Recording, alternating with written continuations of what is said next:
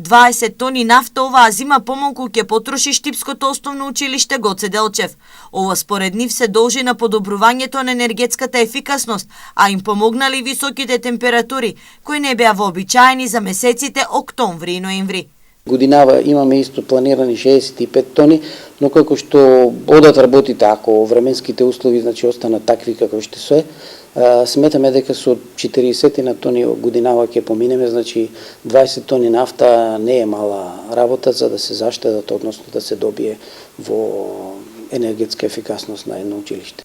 Во изминатата година преку проектот за реконструкција на училиштата преку УСАИД, во ово училиште се заменети околу 100 прозорци во ходниците, а претходно заштитата на енергијата се подобри во сите училници и канцеларии.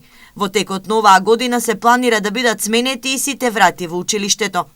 Се надевам дека со идни проекти ќе успееме да смениме уште она што го планираме вратите во училиштата, односно во училниците, и со тоа ќе го заокружиме комплетниот процес, ќе имаме навистина модерно училиште со алуминиумски прозорци, кои навистина енергетската ефикасност во секој поглед ќе биде многу подобрена.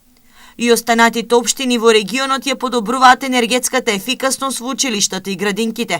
Пробиштип заедно со градот Гоце Делчев од Бугарија со по 150.000 евра ќе ја јакнат ефикасноста во нивните градинки.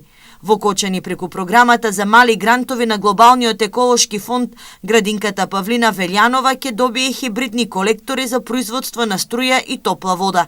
А енергетската ефикасност веќе почне да се подобрува и во Виница.